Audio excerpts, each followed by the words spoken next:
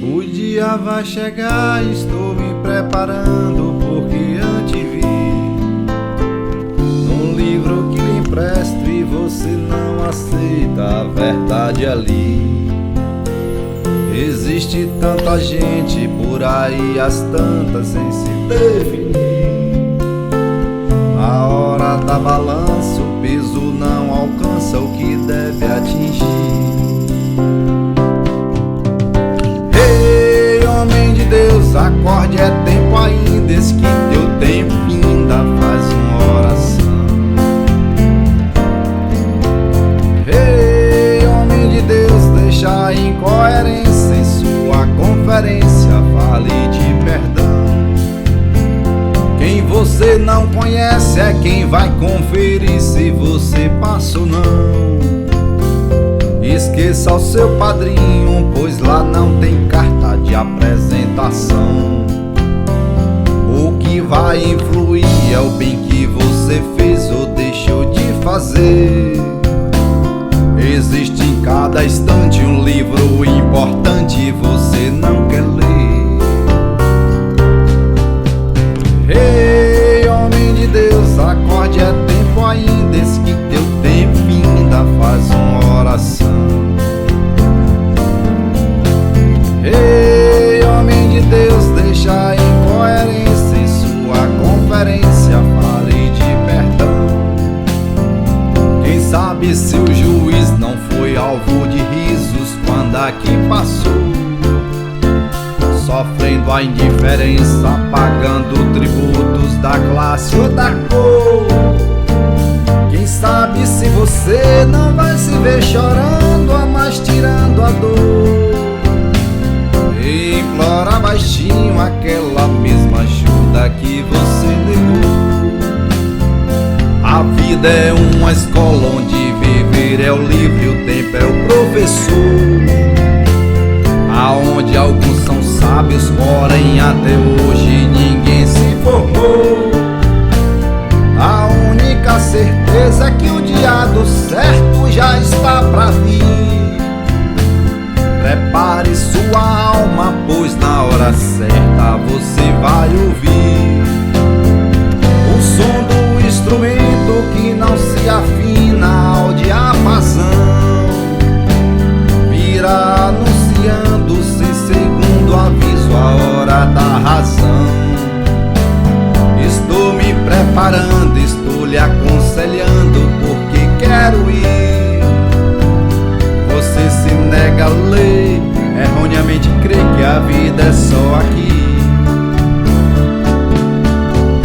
Ei, homem de Deus, acorde, é tempo ainda, eis que teu tempo finda, faz uma oração. Ei, homem de Deus, deixa a incoerência em sua conferência, fale de perdão. Ei, homem de Deus, acorde, é tempo ainda, eis que teu tempo finda, faz uma oração.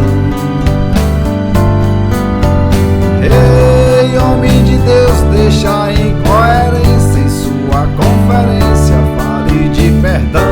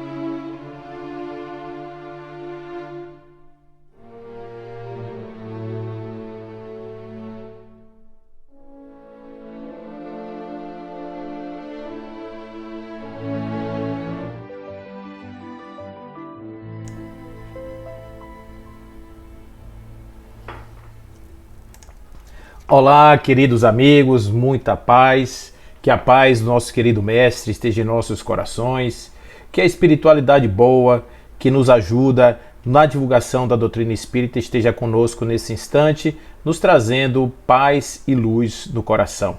Espero que todos estejam bem. Estamos aqui todos reunidos aqui, nós, em nome da Confraternização Espírita Baiana, essa nossa casa que nos recebe sempre com tanta alegria, sempre com tanta harmonia, com tanta paz. E nós vamos trazer hoje aqui um tema que eu acho que é do interesse de todos, porque ele é um tema de grande relevância. Vamos falar sobre mediunidade e pensamento, não é? Será que tem a ver mediunidade com pensamento? Será que essas duas coisas se combinam? Vamos falar um pouquinho sobre isso, né? Porque, afinal de contas, o que é a mediunidade? A mediunidade é uma característica biológica, está presente no corpo físico e no corpo perispiritual, e, portanto, seria uma habilidade que determinadas pessoas possuiria em determinados aspectos, revelando, melhor dizendo, a sua capacidade interdimensional, a sua capacidade de relações interdimensionais, transdimensionais, ou seja, a capacidade de ter contato com o mundo espiritual e fazer-se de médium, ou seja, intermediário, mediador, medianeiro entre o mundo espiritual e o mundo encarnado.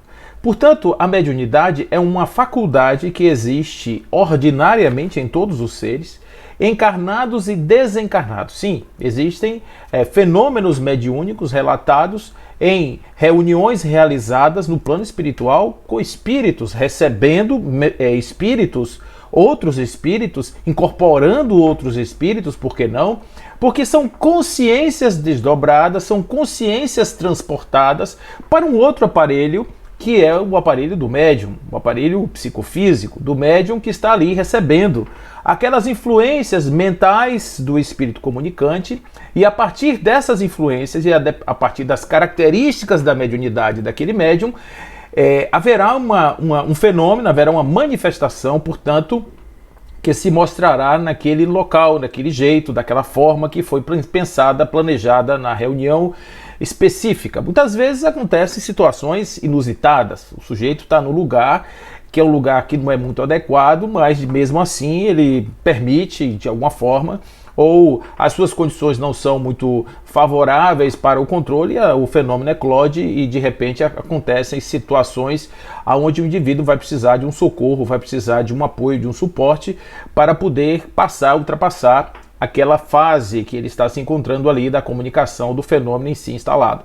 Mas para isso é preciso compreender que todo esse processo que aconteceu, diferentemente da ideia popular que se criou a respeito disso, que os espíritos, em verdade, eles não entram no corpo do médium, eles não se apossam do corpo do médium, eles apenas, através de uma confluência perispiritual, eles fazem a transmutação, eles fazem a transmigração de ideias de um lado para o outro, permitindo que o acesso ao sistema nervoso do médium, o sistema motor, o sistema sensório do médium possam se transformar em manifestações da comunicação desejada.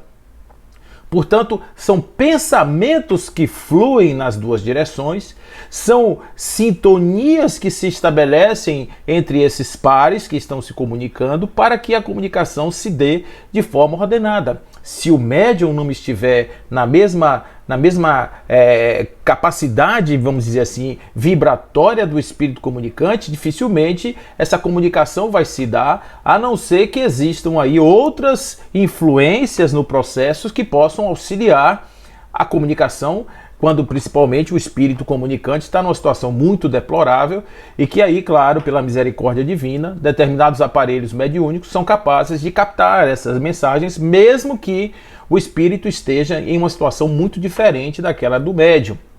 Mesmo assim, existe a possibilidade dessa comunicação fluir, dessa comunicação se dar sem maiores problemas. Porque a mediunidade é uma situação, é uma característica que tem a ver com o nosso processo mental, com o nosso processo de pensamento, e a partir daí a gente começa a imaginar com os nossos irmãos invisíveis. O que eles nos dizem com relação a isso, sobretudo André Luiz na sua obra, nos domínios da mediunidade, nós vamos ter lá que mediunidade inclui ou possui ou tem no seu processo sintonia e filtragem, né? São duas coisas que a gente tem que entender que vão acontecer. A sintonia no sentido da capacidade de conexão desses espíritos, e a filtragem no sentido de algo que faz com que a comunicação do espírito comunicante, passando pelo aparelho psicofísico do médium, ela sofra uma alteração, em parte, né, que a gente espera que não seja de forma e conteúdo, mas que de algo existe uma transformação,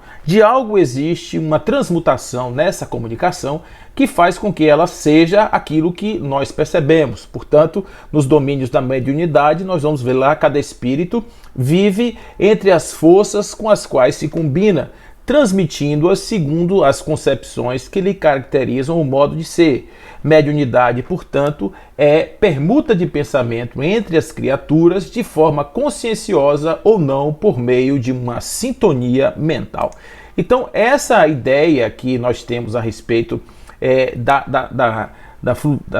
dessa sintonia mental que existe entre o médium e o espírito comunicante faz com que nós voltemos o pensamento para a capacidade mental do médium, a qualidade mental do médium, que vai fazer toda a diferença no processo da comunicação. Portanto, olhar a qualidade dos valores mentais, dos pensamentos do médium, é algo importante para valorar a experiência mediúnica, para dar-lhe um peso de melhor qualidade, um peso de melhor apreciação, um peso de maior credibilidade.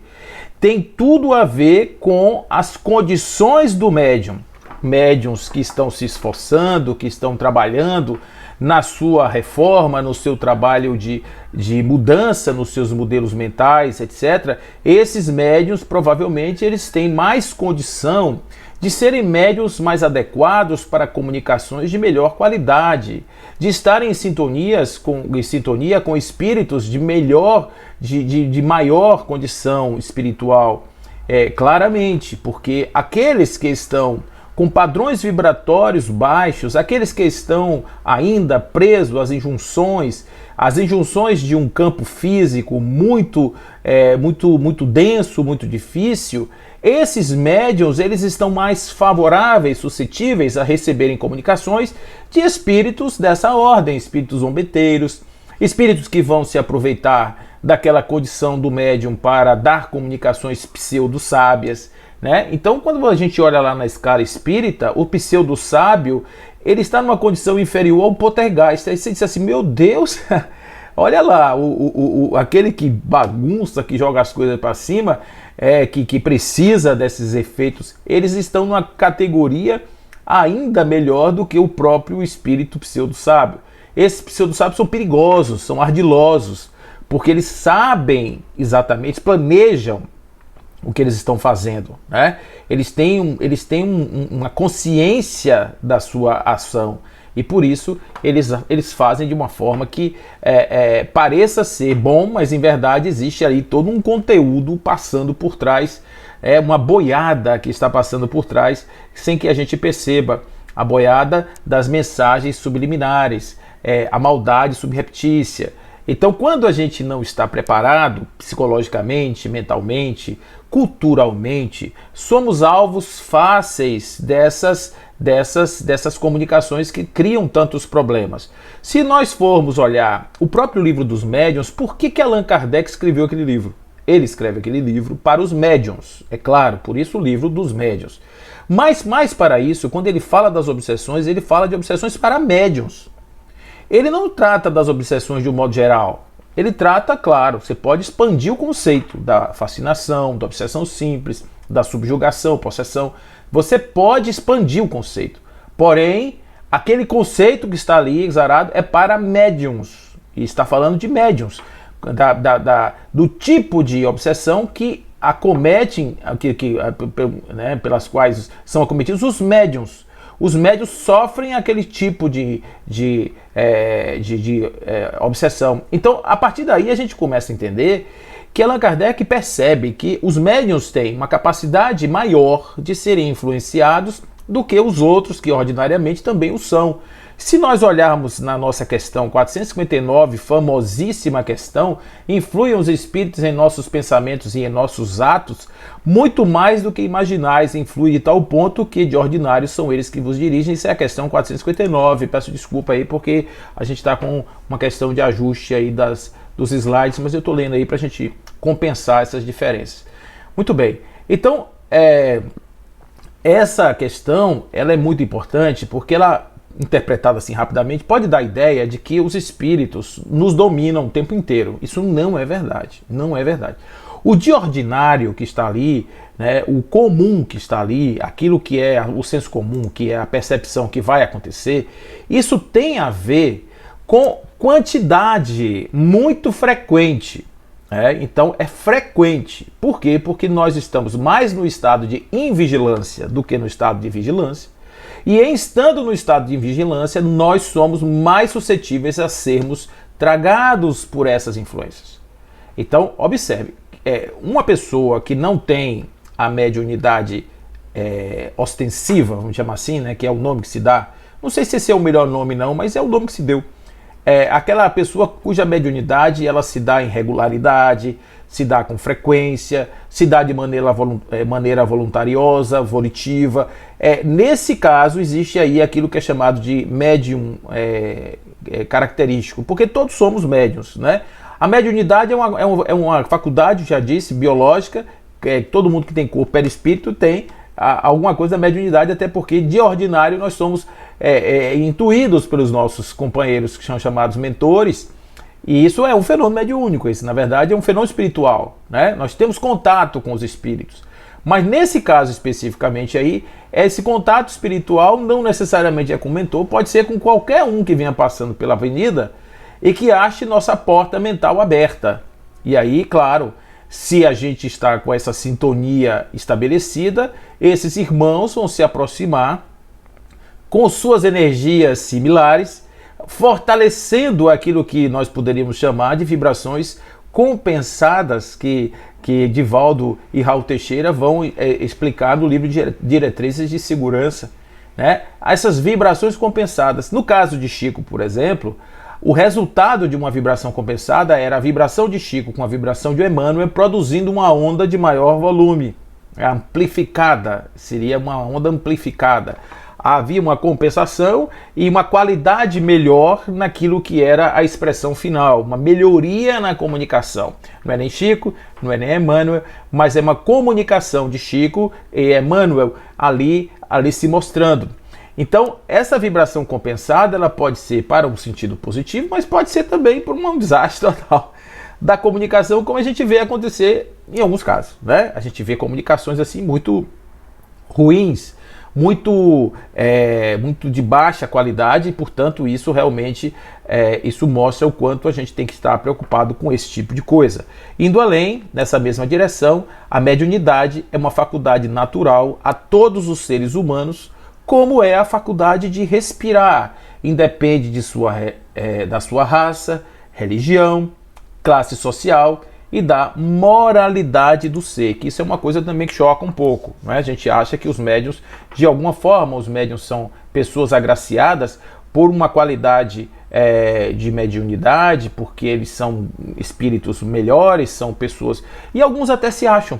Isso é que é o ponto, né? Muitas vezes o médium ele tem uma faculdade assim, bem exacerbada, e ele termina se transformando em um líder religioso, ele termina tendo um grande séquito de seguidores, e é muito um desastre, porque ali ele vai acumulando uma situação tal que em determinado momento é inevitável o seu fracasso no plano da existência, no plano material. A gente já viu muitas vezes isso acontecer, não é? Ordinariamente o médium que está fragilizado no seu ego, o médium que está fragilizado no seu orgulho, no seu egoísmo, ele é fatalmente uma vítima desse tipo de coisa. Quanto maior é a sua faculdade mediúnica expressa, maiores as chances do endeusamento, dele se sentir diferente, dele se sentir especial, de se tornar alguém até antissocial, alguém que não consegue ter relacionamentos humanos mais frequentes e até mais fraternais. Ele pode ser até uma pessoa que faça o bem, Pode, por uma contingência, mas a sua condição mental individual não necessariamente é de uma boa qualidade. Ele pode até dar comunicações em determinados momentos e outros momentos não dá. E aí é que vem justamente o grande espaço que já aconteceu muitas vezes, inclusive com médiuns famosos, médiuns que tinham uma mediunidade inequívoca e, no entanto, em determinados momentos foram pegos em fraudes. Por que eles foram pegos em fraudes? É porque justamente a mediunidade, Allan Kardec deixa isso bem claro, não pode ser vendida porque ela não é um produto. Ela não é um produto, não é um relógio que você acha na rua e vende. Ela não é uma barra de ouro, uma mina de ouro, de diamantes que você vai ter lá, você olha para as paredes, tem lá os diamantes, você vai retirando os diamantes e vai vendendo. Não é assim. Simplesmente porque ela é como um bom serviço espiritual, ela é cedida na medida em que ela é produzida, vamos dizer assim. Então, se ela não é cedida, ela não pode ser produzida. Então, se naquele dia em especial o médium não consegue a comunicação e ela foi fruto, por exemplo, de um negócio que ele fez, vamos supor, ele vendeu uma consulta espiritual e confiando que ele receberia a presença de um espírito que iria dar uma comunicação X, mas naquele dia aquele espírito não vem. A comunicação não se dá, por algum motivo, não se dá. Então o que ele vai fazer com o seu consulente? O que ele vai fazer com o seu cliente? Ele vai mistificar. Ele pode mistificar, melhor dizendo. Ele pode até dizer para o cliente, o caixa hoje está quebrado, deu um problema no sistema, uma pane na comunicação, a internet caiu. Ele pode dar uma justificativa e não fazer se ele tiver muita hombridade. Mas se ele não quiser passar vergonha, se ele tiver ainda aquela coisa do orgulho, não tiver uma humildade no sentido de reconhecer que a mediunidade não lhe pertence, ele vai criar o embuste, ele vai criar ali a mistificação. E aí é que entra justamente, às vezes, que o fenômeno mediúnico ele é desqualificado muitas vezes por causa justamente dessas coisas. A incompreensão de que o padrão do médium tem a ver com a durabilidade da sua faculdade mediúnica. Porque a faculdade mediúnica não foi entregue ao médium para que ele possa vender. Não foi entregue ao médium para que ele possa se valorizar. Ao contrário, na grande maioria das vezes, os médiums, esses médiums especiais, eles são criaturas de débitos grandiosos com o seu passado. E, portanto, recebem a mediunidade como uma faculdade que vai lhes permitir o aclaramento das ideias e a possibilidade de servir independentemente da sua condição social financeira.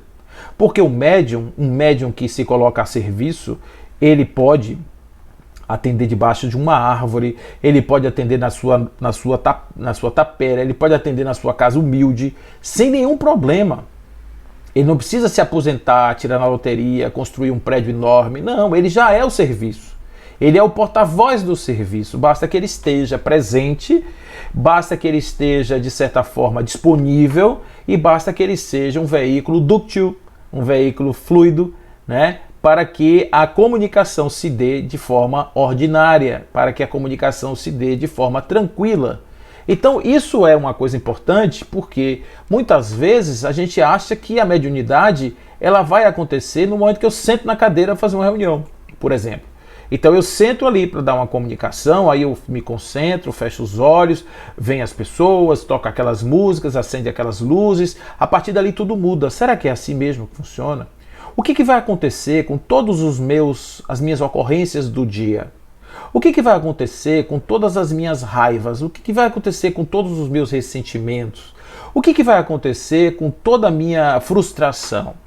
Será que eu tenho essa capacidade e essa habilidade mental de colocar numa caixinha, agora à noite não, agora à noite eu não vou pensar nos meus problemas, agora à noite eu não vou pensar nas minhas carências, agora à noite eu não vou pensar nas minhas debilidades, não, eu vou pensar só nisso aqui. Será que eu consigo? Se eu tenho essa possibilidade, ótimo, porque é assim mesmo. Eu vou a serviço, doar-me, o meu coração e o meu amor será de tal sorte superior a essa capacidade, a essa quantidade de coisas ainda negativas que eu carrego comigo, essas pedras que eu arrasto atrás de mim.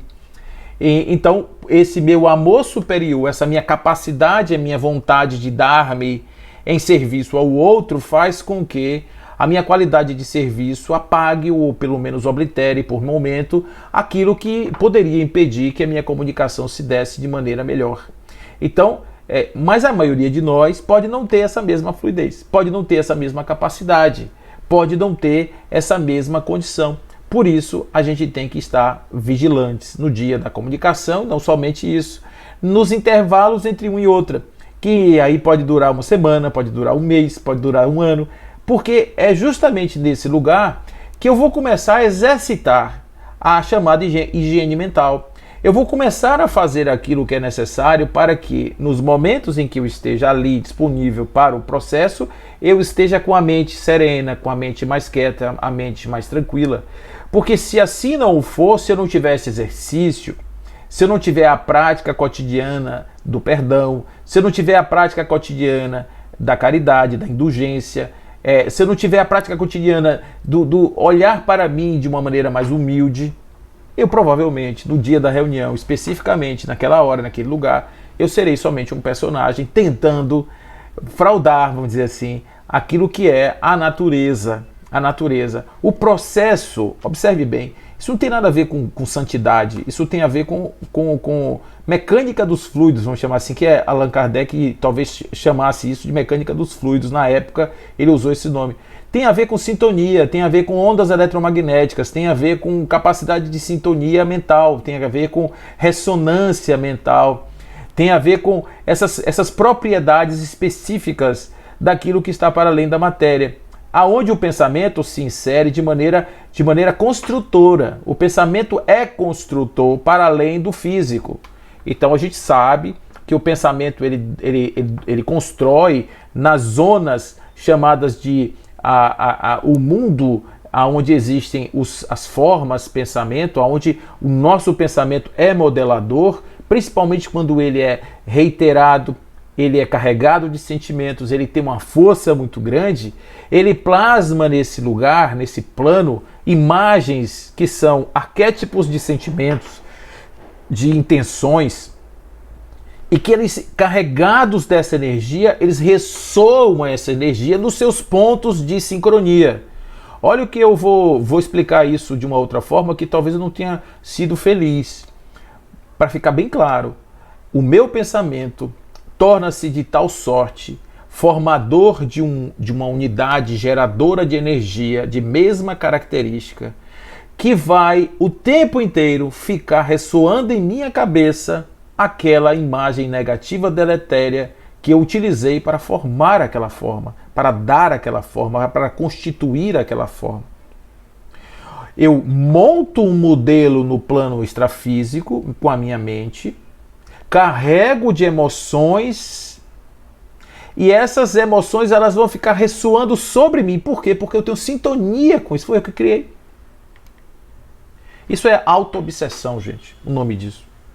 Não é entidades, não tem entidades do lado de fora. O que existe é um processo mental meu, tamanha necessidade.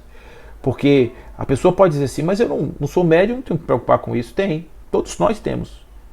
Todos nós temos essas entidades que nós criamos naquilo que nós poderíamos chamar de egrégora, naquilo que nós poderíamos chamar de campo mental do indivíduo, aonde nesse campo nós somos dioturnamente, persistentemente, continuadamente, nós somos assistidos pelos nossos próprios pensamentos.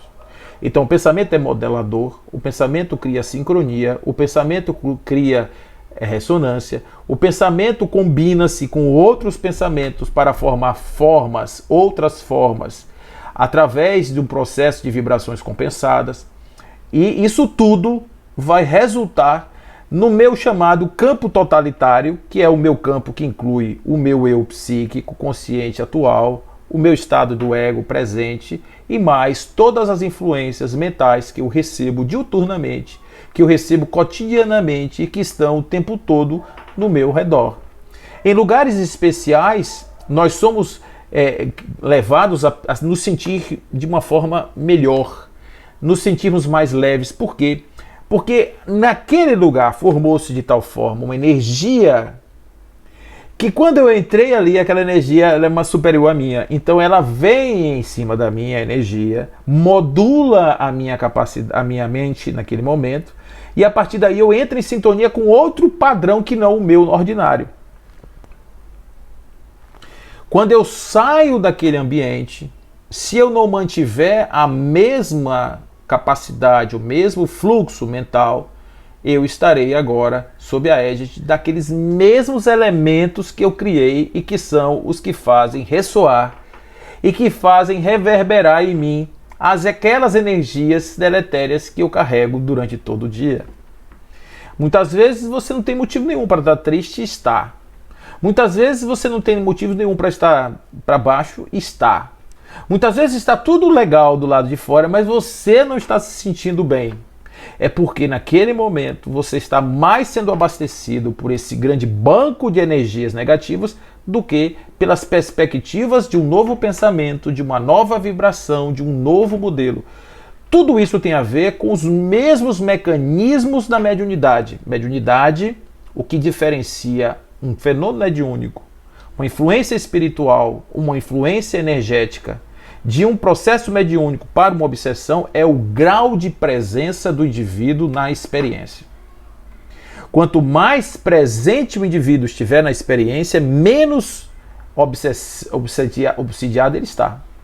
Quanto mais obliterado da visão, quanto mais cego naquele momento, ele não enxergando e não percebendo que está sob o jugo de um processo obsessivo, mais obsidiado ele está.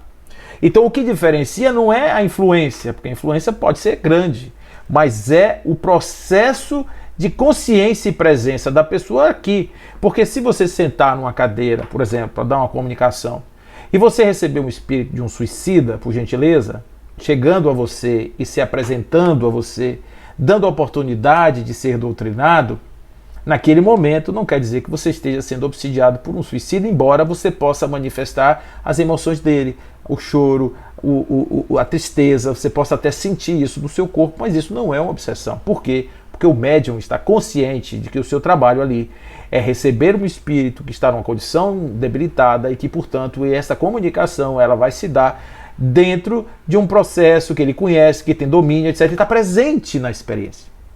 Mas, por outro lado, se ele, sem querer para quê? De um dia para o outro, ele acorda com uma tristeza localizada que ele não consegue identificar onde, com uma vontade negativa em relação à vida, com essas percepções todas, é claro que ali existe mais do que simplesmente uma influência. Existe uma capacidade obliterada do ser em estar presente e, portanto, caracterizada a obsessão. E quanto maior é a sua ausência, maior é a presença do espírito obsessor.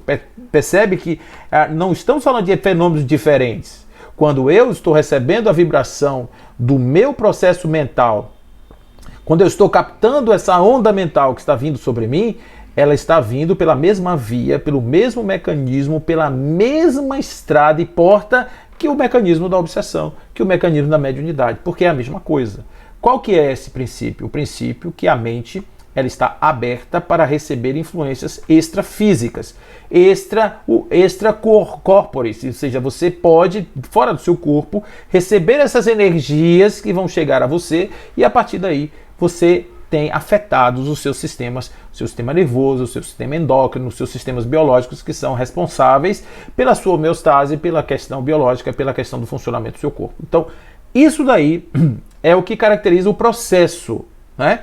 Agora, o que está por trás de tudo isso? Que matriz é que está por trás de tudo isso? O que está a matriz é o pensamento, é o sentimento, é a qualidade desse pensar e desse sentir. Por esse motivo, o nosso querido André Luiz vai dizer que o pensamento é tão importante para a mediunidade quanto o leito é importante para o rio nos domínios da mediunidade. Ele vai dizer isso para a gente. Então, tão importante quanto o leito para o rio é o pensamento para a mediunidade, porque é através desse viés, dessa frequência, dessa vibração, é que o pensamento, que a comunicação vai fluir, mas abrindo portas mais suscetíveis. Por exemplo, uma coisa que pode acontecer no processo de uma comunicação é a comunicação abrir gatilhos, disparar gatilhos mentais do próprio médium. Isso pode acontecer, claro, sem que o médium necessariamente seja uma pessoa complexa, uma pessoa complicada, uma pessoa de difícil resolução, uma pessoa que esteja imbricada com questões mais grosseiras, vamos dizer assim, da vida. Não, ele está simplesmente ali como um ser humano, apresentando faculdades ainda mal resolvidas do seu inconsciente que não necessariamente iriam lhe incomodar nessa vida, mas que ressoam ali, aparecem ali porque gatilhos importantes foram disparados e janelas foram abertas que não necessariamente seriam abertas agora. Pode ser que o médium tenha percepções e não se sinta muito bem em uma determinada situação por causa disso, porque ele percebeu nele algo que não foi legal. Mas observe que é onde está a misericórdia divina, que ao invés de simplesmente querer obliterar isso, entender isso e perceber que dor é essa, perceber que lugar é esse que doeu, e qual é a origem e de certa forma a característica dessa dor, pode dar a ele a possibilidade de visitar um conteúdo da sua sombra que não seria visitado nessa vida, que não teria possibilidade de ser acessado nessa vida e, no entanto, agora está disponível para seu escrutínio, para o seu pensamento, para a sua razão, para o seu ressignificar. E quem sabe ele se liberta em outras possibilidades existenciais de conflitos que poderiam esperá-lo ali na esquina. Então, em qualquer hipótese, esses movimentos eles são sempre despertadores quando nós estamos em presença. Repare, gente, é presença. O nome disso é presença. Se eu recebo uma comunicação e não ligo para ela, isso é ausência. Se eu não faço nenhuma mentalização sobre o que aconteceu comigo, isso é ausência. Se eu não consigo entender a origem dos meus sentimentos negativos que estão aflorando sem motivo nenhum, isso é ausência. O que é presença? Presença é quando eu estou consciente de que essas coisas estão aí, consciente de que essas coisas são fruto desse grande conjunto, desse grande manancial de pensamento e forças que agem sobre mim e, mais do que tudo, disponível para fazer revisitações e fazer mergulhos profundos no meu eu para que eu possa, então, resolver questões que possam estar aí impedindo o meu processo de evolução, o meu processo de crescimento. Presença. Então, o pensamento ele não vai ser controlado porque ninguém controla o pensamento, né? Segundo as estatísticas, que eu não sei como é que conta isso, mas vai que tem 96 mil pensamentos por dia. Desses pensamentos, uma grande quantidade, a maioria, muito mais do que a metade, representam pensamentos sem muita importância, na verdade fora de um foco, desviam mais do que concentram, são dispersivos. E, portanto, podem estar no seu conjunto aí carregando pensamentos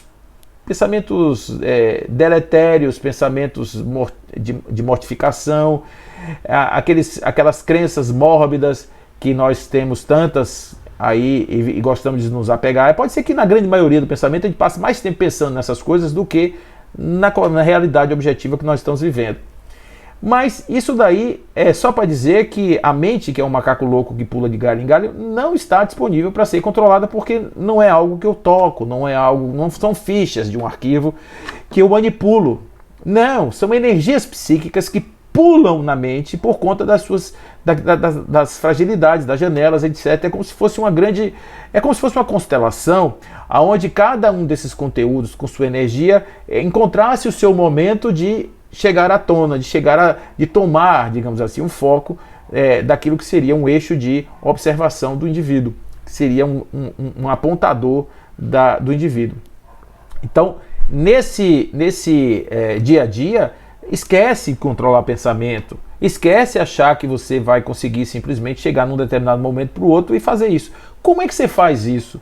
Você faz isso no exercício da limpeza e da redução da quantidade de energias influenciadoras, negativas, que poderiam estar impedindo o seu pensamento de fluir mais positivamente e mais presente. A presença faz com que a gente tenha isso, e isso lá no Evangelho tem uma frasezinha que Jesus usa com seus discípulos, que nós também gostamos muito de usar, que é o vigiai e orai. Vigiai e orai significa o tempo inteiro estarmos prestando atenção na nossa comunicação, no nosso pensamento, nos valores que carregamos, nas coisas que conseguimos montar em nossa mente, e a partir daí a gente vai desenvolvendo o nosso modelo de pensar. Erasto e Timóteo, no livro dos Médiuns, capítulo 19, no item 225, eles trazem o seguinte: qualquer que seja a natureza dos médiuns escreventes, quer mecânicos ou semimecânicos, quer simplesmente intuitivos, não variam essencialmente os nossos processos de comunicação com eles. Olha só o que eles estão dizendo aqui. De fato, nós nos comunicamos com os espíritos encarnados dos médiuns da mesma forma que com os espíritos propriamente ditos, tão só pela irradiação do nosso pensamento. Viu o que eu falei? Espíritos também estão participando desse processo de transmigração mental, de transferência de influência mental, desses chamados dardos de psicotrons, né, que o pessoal gosta de botar nome bonito nas coisas. Eu gosto esse nome bonito, dardos de psicotrons, né, que seriam esses fluxos mentais que são enviados com conteúdos psíquicos carregados de emoção. São verdadeiros complexos sendo transmutados, transferidos de um indivíduo para o outro, fixando-se em áreas acessíveis pela mente que podem estar nos influenciando o tempo inteiro dentro daquilo que é a nossa realidade cotidiana. Então, pensamento é matéria mensurável. Pensamento, ela está na mesma ordem das energias que nós podemos captar no universo e compreender. Por que é mensurável? Porque você consegue entender a intensidade dele. Por exemplo, se você colocar uma pessoa dentro de um equipamento sofisticado, de uma encefalografia, usando esses equipamentos sofisticados de hoje, né? A magnetoencefalografia, por exemplo, se você fizer isso, você consegue ver áreas do cérebro sendo inundadas de ativação quando o sujeito está em atividade mental. E essas áreas mentais, essas áreas do cérebro que são ativadas, elas são centros de irradiação de ações no corpo que vão derivar depois, a posteriori, em reações fisiológicas. Então, a depender das áreas que estão sendo ativadas, o indivíduo vai ter um determinado tipo de comportamento, porque o cérebro é a última fronteira do espírito para com as ações do corpo, para com o corpo físico. Ele é quem toma conta disso. Então, basta que ele seja influenciado como um equipamento. Se você pega um equipamento e você ativa determinadas áreas dele, ele vai ter resultados diferentes. O cérebro não é diferente. O cérebro influenciado, ativado por essas ondas, ele vai produzir no corpo aquilo que é a somatização do conteúdo mental. Isso tudo bem, levantar um braço, levantar uma perna, caminhar, parar, sentar, essas coisas cotidianas, tudo bem. Mas as emoções também estão nesse mesmo lugar, porque as emoções estão ligadas ao sistema límbico, que é uma área cerebral também afetada por essa mesma condição do pensamento.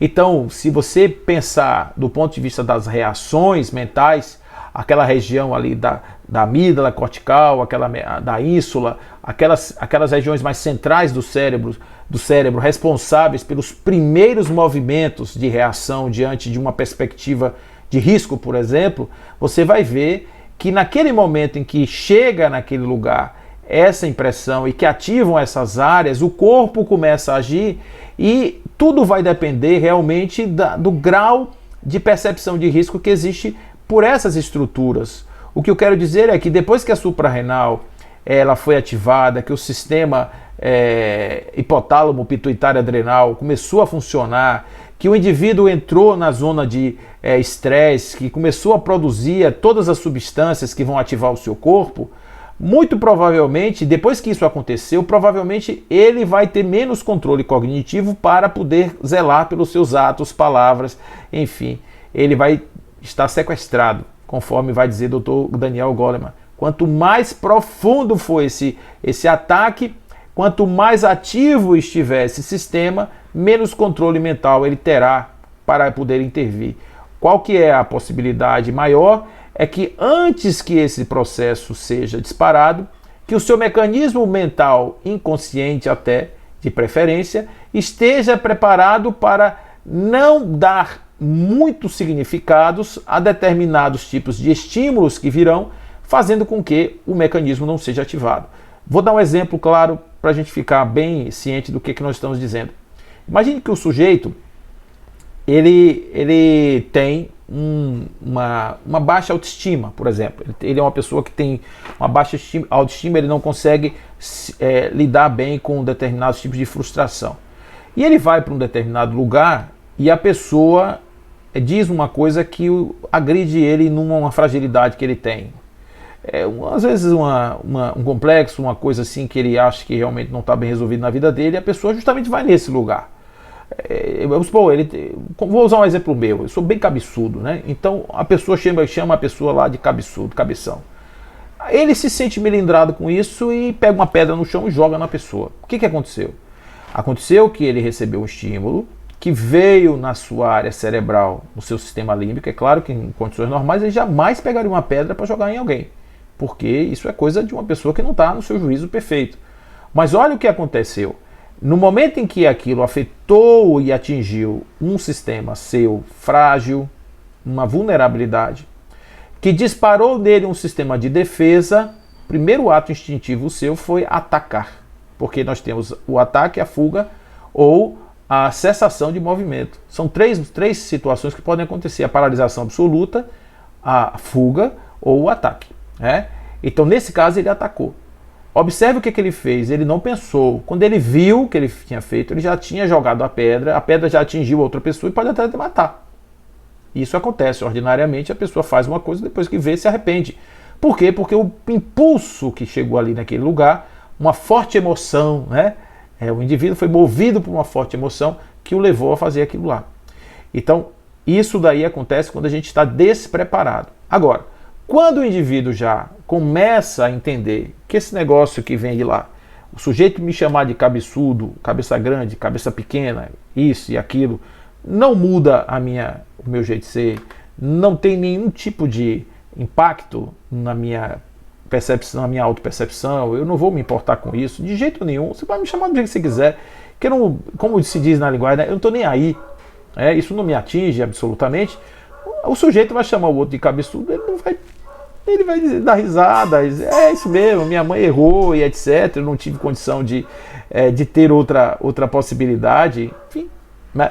Não tem, ninguém vai se importar, ele não vai se importar com isso, e portanto não vai pegar pedra nenhuma e não vai jogar no chão. Percebe o que aconteceu? Foi antes, não foi na hora, porque na hora ele não consegue conter. É isso que eu quero dizer. Se a gente não trabalhar antes, se a gente não fizer, não tiver a possibilidade de, antes de acontecer, a gente realmente fazer o nosso processo, a gente tem dificuldade de controlar isso a posteriori, principalmente nos momentos que a gente precisa mais dessa presença nesse lugar, né?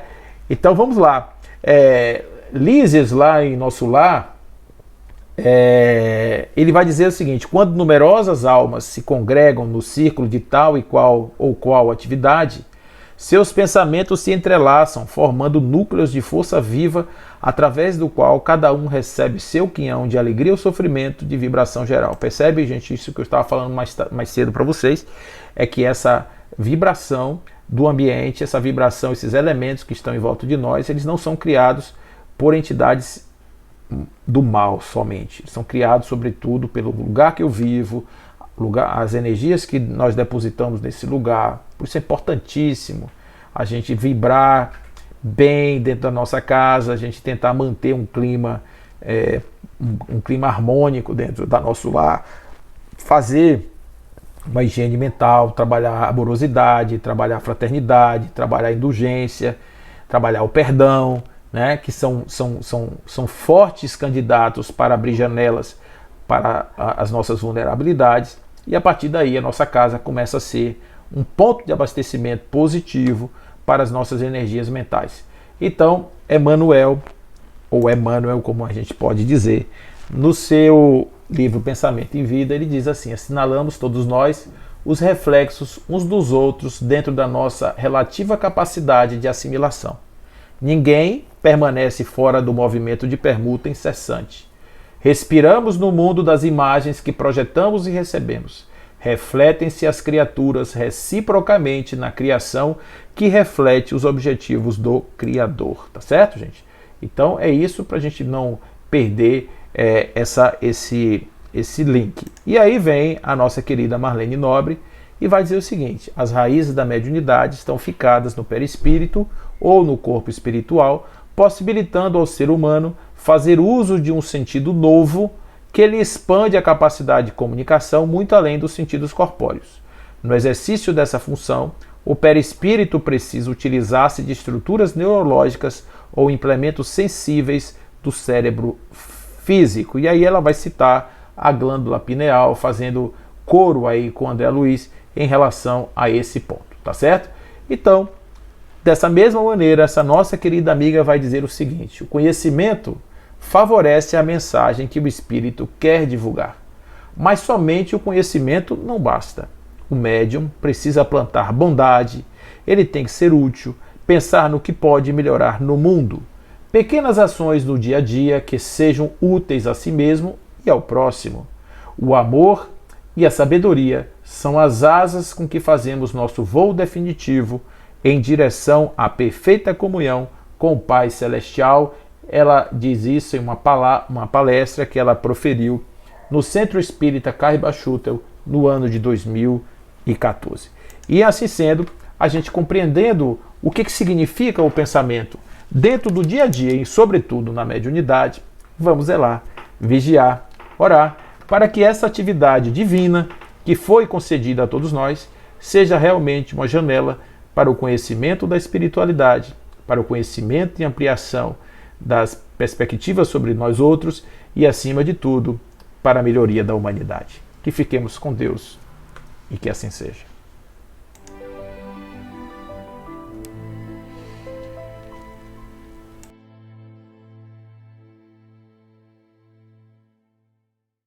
Vamos orar.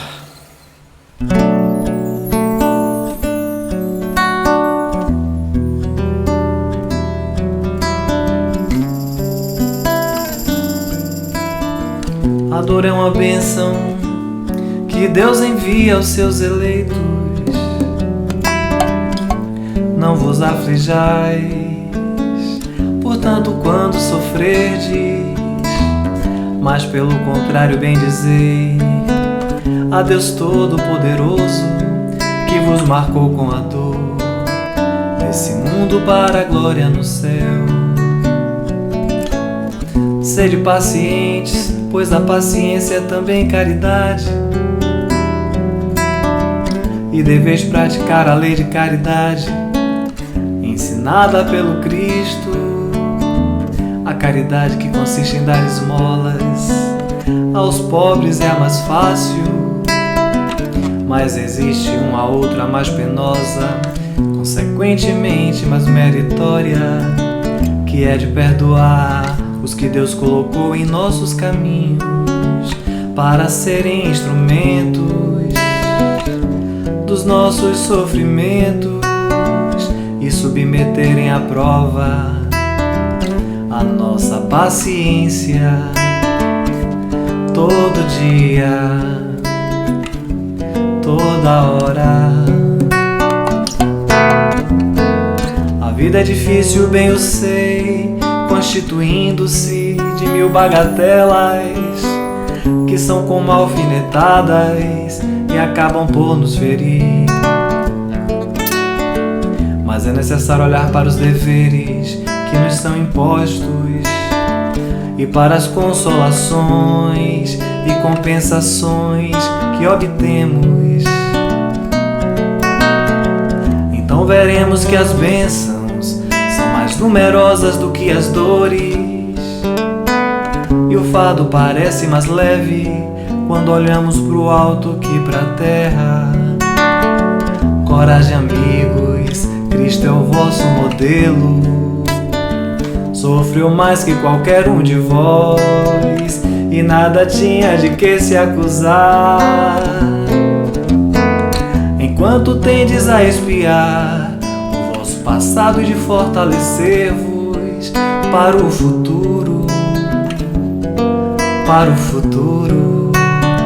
Sede, pois, pacientes, sede, pois, cristãos, e guardai a palavra do Mestre bem dentro do seu coração. Sede, pois, pacientes, sede, pois, cristãos, e guardai a palavra do Mestre bem dentro do seu coração.